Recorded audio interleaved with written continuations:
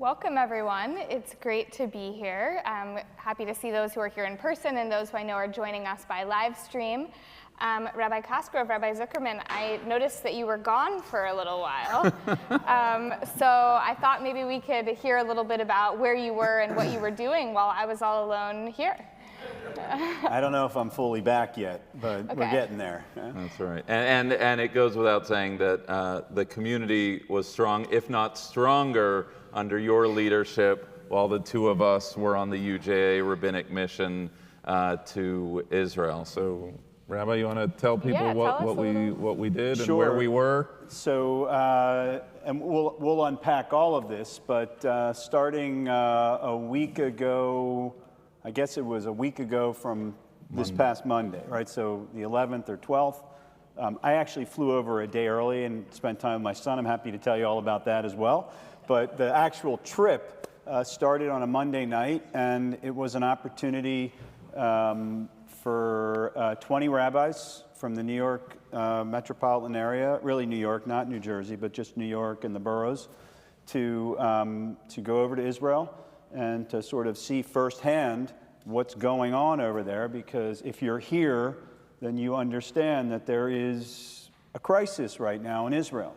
And we had the opportunity through the good works of UJA Federation of New York, and I think we'll both acknowledge our gratitude to UJA for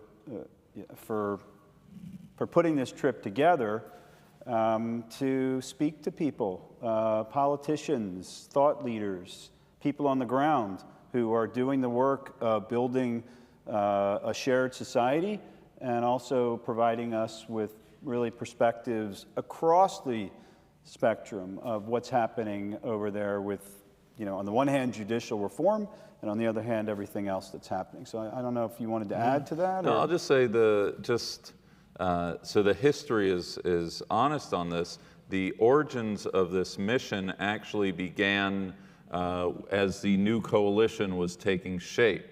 And it's those of us, we remember that early month when all those terrible statements were coming out. And I think something we need to talk about is at that moment in the fall, no one was talking about judicial reform, right? This sort of all came very quickly, which I think is part of the story. And UJA Federation, which Park Avenue Synagogue has a proud and long-standing relationship with, over the course of years, I've gone out on a mission. I think it was May of 21 when there were missiles falling in Tel Aviv. Last year, I was honored to be part of a delegation that went to see the good works of UJA when they were in Ukraine, or on the Polish side of the border, but you saw UJA in action. And so what made this trip different was that normally you go because of an external threat that Israel or the Jewish people are facing. And we were all very well aware that this trip was about an internal threat that Israel is facing right now.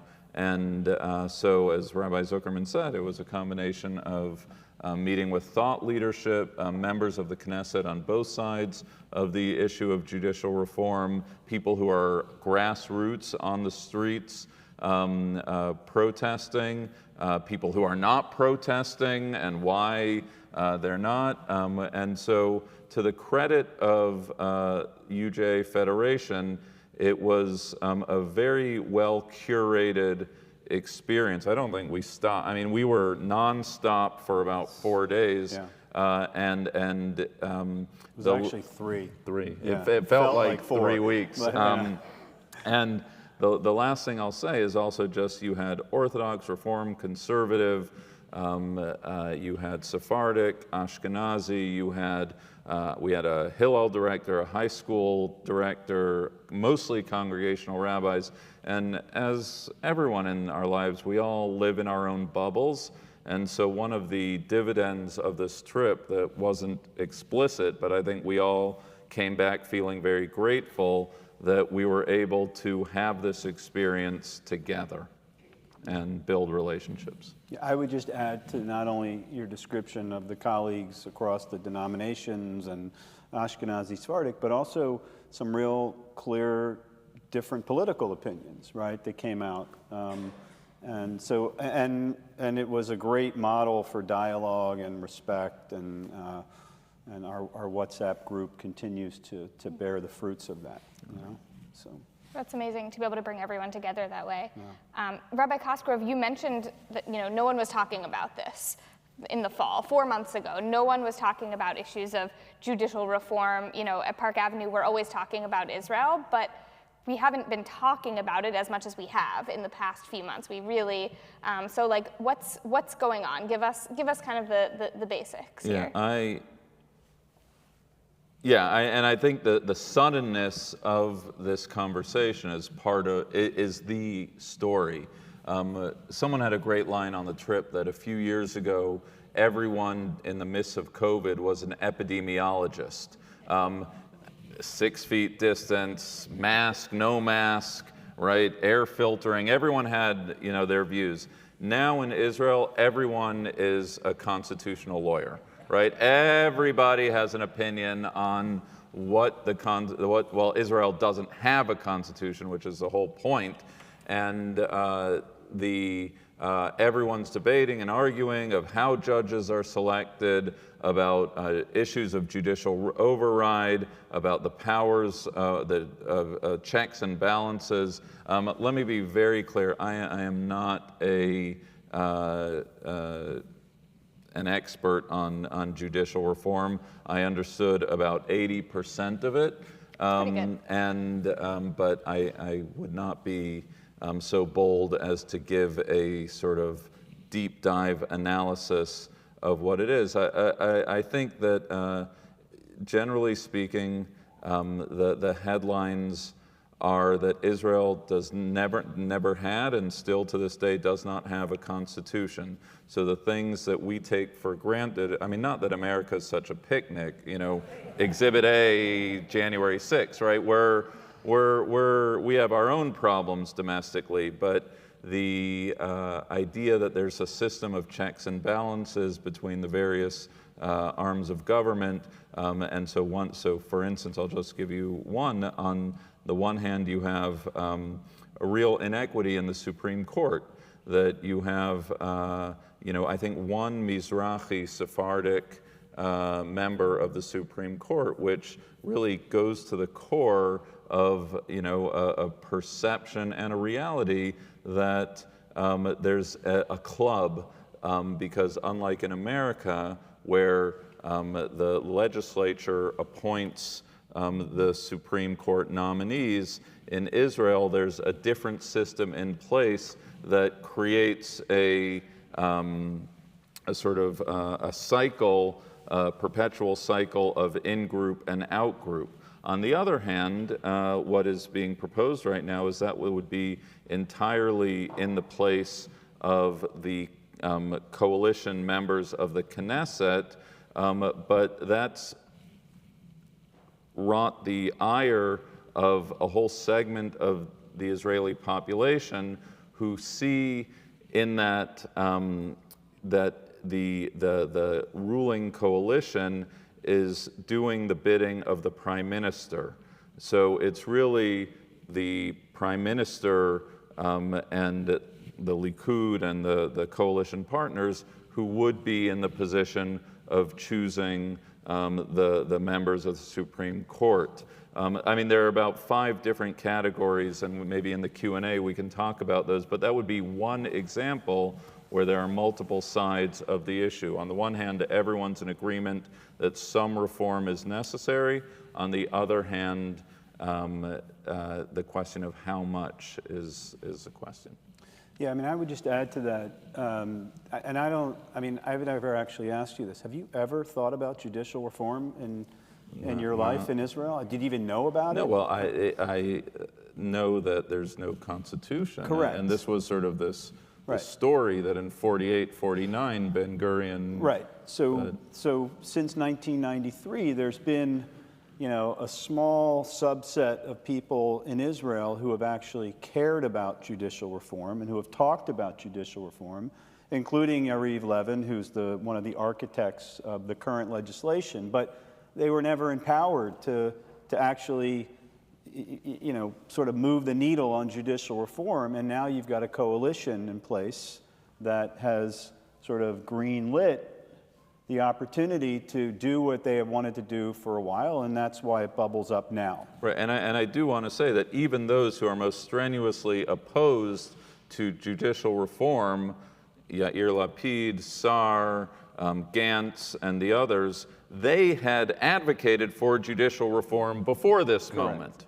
Okay, so it's not. By the way, as has Bibi, right? I mean, right. So right. This is not a new issue. What I think has made it such a prompt for a crisis is well, there are multiple things, but it's a breakneck speed that it's being jammed through the Knesset right now, which and because each of the coalition members have something to gain in very practical terms, right? Netanyahu, the prime minister, is facing a court case. Aryeh Deri of the Shas party he's actually been convicted and therefore disbarred from being have a ministerial post. That would be one of the pieces of legislation that would be rolled back. The Haredi community is seeking to secure funding for yeshivot and their military exemptions. So because each of these parties has, now kind of grow up, Elliot, every piece of legislation ever passed in the history of humanity has motive behind it. But in this case, because of the ulterior motives that can be smelt by the Israeli street, it's perceived to be a jam job right now. And I'll just add one other thing, because I am a constitutional expert. It's not just the speed. It's if the current court is here in terms of sort of judicial authority, the coalition doesn't want to meet in the middle. The coalition wants to swing it all the way back to, the override clause, which will essentially neuter the court completely, right? So between the speed and the special interests and the lack of compromise on this is the perfect storm of hundreds of thousands of people protesting and days of disruption, et cetera. All the things that we're seeing on the news somewhat regularly. When you see those people protesting, what do you think they feel is the number one issue that's at stake for them? Or maybe a couple of issues. You've talked about kind of yeshivot getting funding and what kind of legislation goes before the court, but do you feel like there's something in particular that's animating most people that they feel is really at stake? I think they're concerned about the nature of the state of Israel. Right? It's not just the courts. It's the ability of this coalition to ram through legislation that will run counter to many of the values that we collectively, liberal Jews, hold dear, whether it's issues of egalitarianism, whether it's issues of women's rights, Arab coexistence. I mean, we could list any number of things that you've heard discussed from this bima. And it feels, I think, to many Israelis, not all Israelis, right? Remember, there are plenty of people who are in support of this. But it feels like to many Israelis and to us that, again, the values that we hold sacred are in danger. Right. I think those people on the streets think that democracy itself is on the chopping block right now. Right. And the promise of Israel is a Jewish and democratic state. The interesting thing, and I'm going to plug something, on Sunday morning, through Rabbi Kaufman's leadership, we're having a Beit Midrash study session with an organization called Binah on the Megillat Ha'atzmaut, the Declaration of Independence of Israel. Now, we planned that, I don't even know, that was like early. Why are we doing that? Because it's Israel's 75th, and it has nothing to do with anything. But, and so I got an email from someone who said, well, it seems like you're kind of putting your thumb on the scale, Rabbi, in favor of this as opposed to that. And I said, no, one thing has nothing to do with the other. The point is that Israel's a Jewish and democratic state. And as a proud Zionist community, we affirm that Israel's a Jewish and democratic state. So what better way to spend a Sunday morning than to, be reacquainted with the founding documents of the state? And so I think the people on the street see that as sort of the existential threat. I think the people pushing it through are, that was actually a really interesting sort of stream of it, which is what are the grievances that have been sort of in the substratum of Israeli society. People were talking about the disengagement from Gaza, that the settler community felt ignored and trampled on. People talked about the sort of fault lines between Sephardic and Ashkenazi community. People dated it all back to the Altalena, to early rifts between the Ben Gurion and Begin, and that this is sort of some generational reckoning that's coming to a head right now by way of the judicial reform, that it's actually a symptom, but the underlying condition has long been there. The problem, of course, being that the symptom is what's ripping apart Israeli society right now. The other thing that we heard over and over again, and what you see when you actually look at these, and we weren't in Israel, we weren't there over Shabbat, so we saw a couple, real minor protests. There were days where we were rerouted a little bit, but what we heard over and over again, even talking to people who are out there every week, is these are people draped in flags. I mean, this is a patriotic moment. This isn't, I want to bring the state down. This is, I want to save this state. And so, right, there are Israeli flags everywhere, and which used to be the symbol of, correct, of the right. So if you think about what happens in Israel on Jerusalem Day, it's usually people running through the Jewish quarter waving flags, sort of, I'll say generously, like misbehaving a little bit. But here, it's your average secular Israeli draping themselves in the flag, singing Hatikva at the end of these protests, and it's just an extraordinary statement of patriotism that we don't always see. And so it's a really complicated equation over there right now.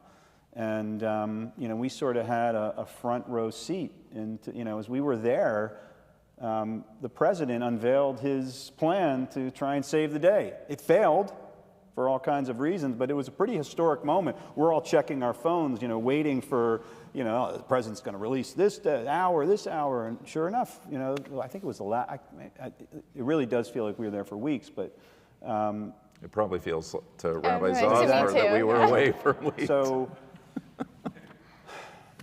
I don't know. No, it was extraordinary to feel like you were in Israel during history. Yeah. I mean, it's still literally, like there could be a text during services tonight. This is as active a news story as there can be. I'll tell you what there are a few comments I want to make sure to make, but I know you have questions. But my biggest fear, just to say the darkest part of this before we get to the Q&A or to the next question, is I am very scared right now. I am very scared right now. I think this can all go sideways and south very easily. Israel is a tinderbox right now. There are hundreds of thousands of people on the street every Saturday night, days of disruption where people are lying down in highways. And here's the thing, and Americans know this, all it's going to take is some well-meaning but sort of modestly trained Israeli policemen who, they're already doing pepper spray and fire hoses and arresting people, right? It actually takes zero imagination to imagine a scared policeman firing a shot in the wrong way, that blood can be shed at this time. So I actually am not worried. I am deeply worried about the state of Israel's democracy 5, 10, 20 years from now. I'm frightened about what could happen this Saturday night. This entire thing could go sideways very easily, very easily. Well, I did want to ask you. It's an upbeat moment to pause. Well, I wanted to do it before we got to the end, because but that's what my fear is, and then you throw in to that the fact that the minister in charge of security is a member of the coalition. So we already had this when there was an incident in Tel Aviv where they didn't know from whom to take orders from, because Ben Gvir was giving one order, but the chief of police in Tel Aviv was giving another order. And so, this could be a moment in time, just to continue the darkness here, where, someone in the military doesn't know whether they're listening to the Supreme Court or whether they're listening to the legislature. That's if the override would come, and who would have the stick. I'll give you a slight counterpoint to that. I actually have more confidence in the immediate term. I think that, and I'm putting aside random acts of poor judgment, right? Which I know could explode. I get it, but we know, because we were there and we heard from a number of politicians, that there are backroom conversations going on all the time about this. People are speaking, different groups are meeting with the authors of this legislation. They were almost there on an agreement, on a compromise. I think there will be a compromise in the near future. And not because I'm more of an optimist than you are.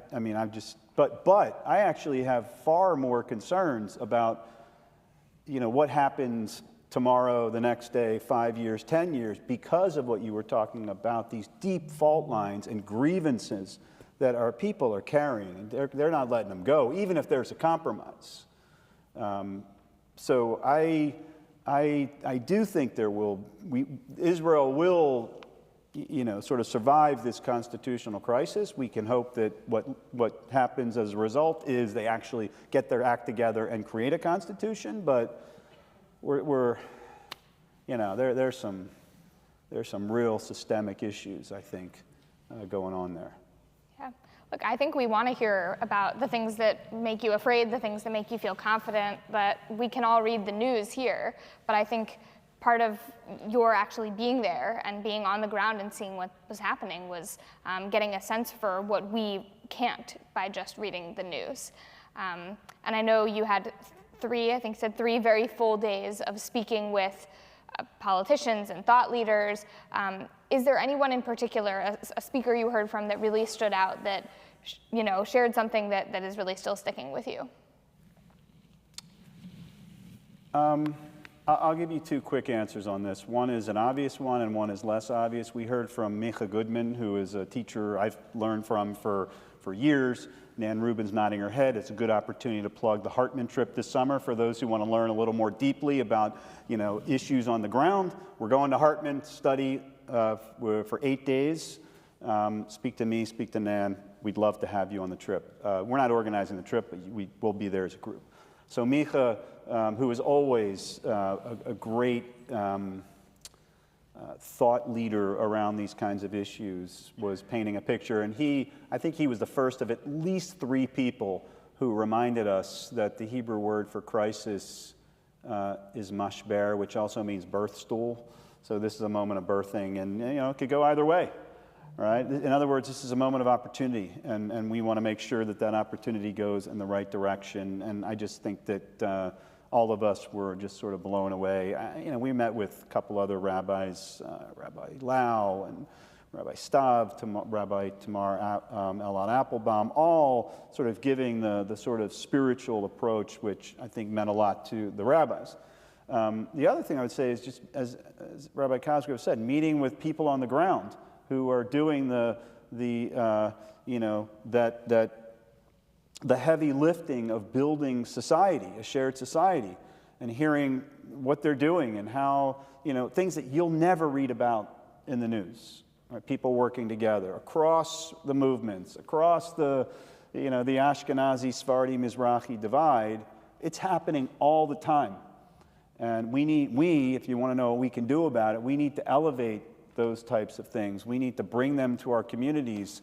It's not enough to go and do a culinary tour of Israel. We need to go and actually see what's happening on the ground, because the good work is happening, and we need to be out there, I think, supporting those organizations that are building the society that we want to see.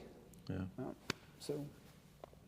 Yeah, and a quiet moment. I'll do one public and one quiet moment. Rabbi Benny Lau, who addressed our group. You might have read about this. There's some press about it. It's just 40 days now until Israel's 75th. And so he has a call to action in Israeli society that there should just be this period, a very Jewish number, 40 days of, if we want to hear and arrive at the next quarter of Israeli society, please God in strength, like Elul, the time before the high holidays, this is a moment for introspection and calm and reflection. And also when we were in Lod, we had one day where we went out and about, and I met with this collab partnership funded by UJA, where you have Haredi and Arab women working together because they are doubly sort of marginalized, the Haredi and the Arab status and their status as women, and giving them the tools by which they can seek redress and build, whether it's small businesses or self-sufficiency or otherwise. So just think about that you have a Haredi woman and an Arab woman working together to build a stronger Israel. So that was a moment of real hope. Wow. Beautiful. I know we don't have a lot of time left, but I want to be able to open it up for a little bit of Q&A. If we have anyone, we already have some questions bubbling up to ask our and as I always say, questions are short statements with question marks. No statements other than thank you, and I know we're all interested to hear what you guys have to say. To go on the not so positive that Rabbi Cosgrove was talking about, I have a question. The coalition right now is sort of, I don't want to say anti-Arab, but they're throwing kerosene on that whole situation, and I'm nervous. I'm also nervous, Israeli, but what about Arab Israeli, like the terrorists that happened a few weeks ago in Tel Aviv, and the guy that came in through the tunnel and they found him, and he, the Hezbollah guy, and who else knows what's there? Like, what are your thoughts on that?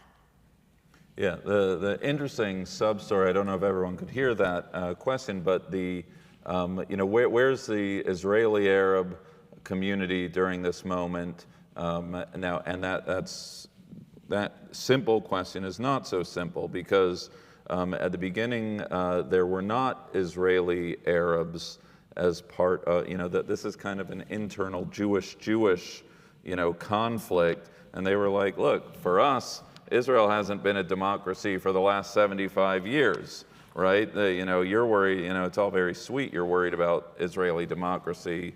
What doth thou mean, Israeli democracy? So that was, now the protests, I believe, there's members of a variety of demographics, including the Israeli Arab community there. But the other thing, and this was actually while we were there, right? Mm-hmm. It's all sort of a blur, but there was this breach of Israeli security in the north, and there was a car incident that was very hush-hush, and a car bomb blew up. And so Israel, that's the thing, they have to walk and chew gum at the same time, because Israel is faced with this internal crisis, and at the same time they're still facing external crises from those who don't want a Jewish or democratic state, period, right? I mean, that's another real dark way to look at this. Like, what is being plotted by Israel's actual enemies as they're sort of, Cannibalizing taking, themselves. eating away at each other. Yeah. All right, I think we have another question.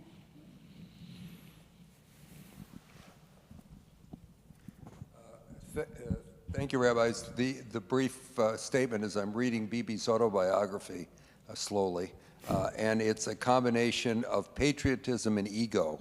And my question is, what is your sense about how much his personal legal problems are contaminating the bigger discussions? I mean, I've been asking this question for months. I can't quite get my arms around, well, I'll say two things. Number one, I don't know if anyone was with us on the Israel trip. We had a briefing from a political analyst who broke down this election really powerfully. The reason we're in the situation we're in is because nobody to the left of Bibi would sit with him in a coalition. In other words, there was a government to be formed, a center-right government. I heard Yossi Klein Halevi say months ago, well before elections, Israel is a center-right country that will have a center-right government. They don't have a center-right government right now because nobody to the left of Bibi would sit with him. So the only place he could make his coalition was with the right, and he, for the first time in his career, is the farthest left member of his coalition.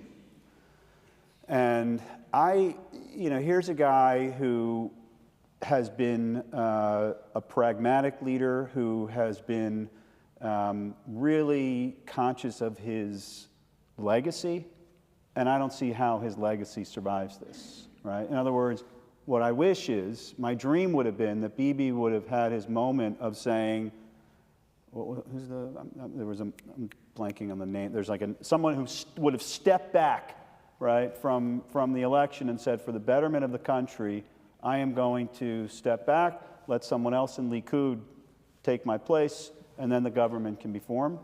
But there's a lot of ego, there's a lot of self-interest there, and you're seeing it, right, even as he's trying to get recused from commenting on the situation, and he was recused, and now the Attorney General said he can't make comments on what's going on. I mean, it's a mess.